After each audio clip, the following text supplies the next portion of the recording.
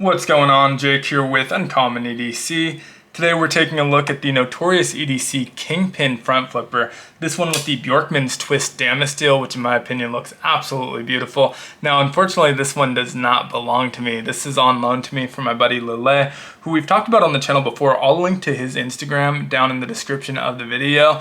He has great taste in knives and an incredible collection, so definitely show him some love. This video would not be possible without his support. So again, thank you for lending this one to me. Now this is almost certainly a model I will pick up at some point in the future, maybe not this exact configuration, but the model itself, because it's based on the original Notorious EDC Kingpin design, which was of course a slip joint and one of my favorite slip joints.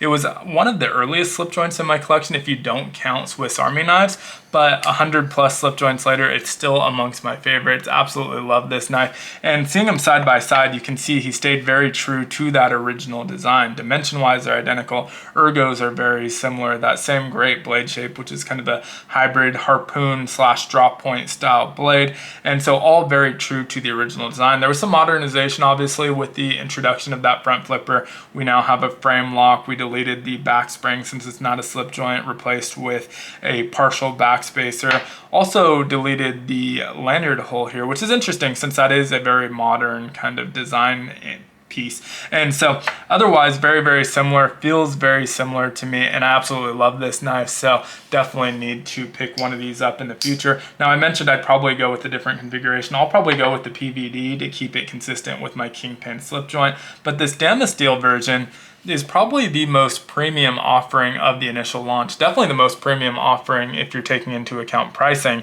This one is $450. For that, you're getting, again, that Bjorkman's Twist Damasteel, which is beautiful on the blade as well as on the backspacer. Now, unfortunately, on this backspacer, it's not ultra visible and not a super high vis pattern on the back spring. I'm sure if you remove those scales, you would see a lot of that on the side. But if you take a look at the interior of that backspacer, I don't know how well this is going to show on video, but it says Notorious in there in the same spot we had it on the back spring on the slip joint. So that's kind of a nice nod to the slip joint as well. Keeps the branding very, very minimal, as we'll see a little bit later as well. But in the interior of that backspacer, it's also a very visual pattern. So that may be more consistent with what you might expect if you go with the Damasteel version. But again, something that you're kind of going to get because each of these is going to be unique. The cut's very random, and that's what gives it its unique nature. So definitely going to see something a little bit different on each of those backspacers as well. Now, if you don't go with that premium upgraded version, there's all kinds in between. The base model, though, has the titanium handles, I believe a titanium backspacer, and a Magnacut blade, and that starts at $325. So definitely a little bit more on the manageable size if 450 is just a little bit high for you, or you just don't value the Damasteel in that configuration and would prefer to go with the Magnacut, which is definitely something that some people would prefer. Great all-around steel. Now, otherwise, they're going to be identical. The dimensions between the Magnacut and the Damasteel or the Zircuti, whatever watt configuration you go with, dimensions are going to be identical. Weight might be slightly different, visually slightly different, but otherwise same. If you're watching this and you're curious about the Magnacut version, all of the rest is going to remain the same. So getting into it, it is a smaller knife. Our close position, we're looking at 3.8 inches. And for me, that's just enough to get 4 fingers on there. Very, very comfortable. The ergos actually managed to feel identical to the slip joint despite the introduction of a pocket clip. So really well-placed pocket clip, but feels great in hand. I'm able to get 4 fingers on there, and it's not super tight either. I could spread out a little bit more. I don't feel cramped in that position. So even though it's a smaller knife, you manage to have really great ergos on it, just like on the slip joint. Now, in terms of our blade, we're looking at 2.91 inches, and so just under that 3-inch threshold. If you take into account the tang and the sharpening choil, what we end up with is about a 2.71 inch cutting edge. Beautiful hollow grind on this as well. Super thin behind the edge, tapers off really, really nicely, and just very well executed. Love the blade shape on here. Now, we do have some jimping on the spine, which wasn't present on the slip joint, of course, and so that is a pretty subtle jimping. I think it's more there for the front flipper, though, than it is for adding any extra grip, but it does help you lock into that position nicely. It's well placed when it's open as well. Now, one thing I really like about this harpoon style blade is when you're making utility cuts, it's a great landing spot for that index finger. Just feels very natural, and so both of those grips feel really, really nice. Now you do see this fuller, which is kind of a remnant of the slip joint. That was our deployment method on the slip joint. It's not an alternate deployment method on this one. Maybe for some people, I guess. You can see there is just the slightest bit of access on there. For me, I keep my nails pretty short. I can't get in there to spidey flick this open. Maybe there's someone out there that can, but that means that our only deployment method is going to be the front flipper. Now, I'm not someone who goes after a lot of front flippers, but this may be the best executed front flipper of any knife that I've handled. Just very, very intuitive, very natural. Even though it's ultra subtle, it doesn't look like it would be super easy to actuate. It is very difficult to fail this. The detent is just about perfect and just feels great when you open it. Snaps open with authority. And it's not just this model. It's not like I've handled one of these. I believe this is actually the fourth one of these that I've handled, including some of the early prototypes at Blade Show. And so I've handled a few of them. They all feel identical and just really, really well done. It's one of my favorite front flippers to flip, and so really love that about it. Overall length ends up being 6.5 inches, so definitely, like I said, on the smaller side. If you're someone who prefers bigger knives, obviously this isn't gonna fill that preference, but if you like smaller knives like I do, I usually go for about 7 inches is probably my sweet spot, but the smaller the better, as long as it doesn't compromise on the ergos, and the ergos on this one fit my hand perfectly.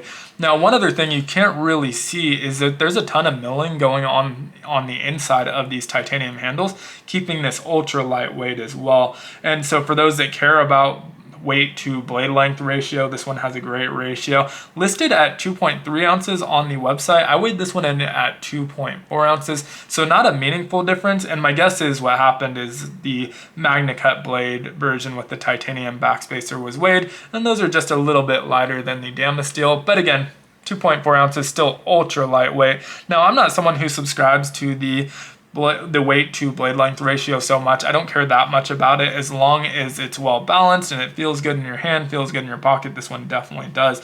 Now, we do have a pocket clip. I mentioned that earlier, not affecting the ergos.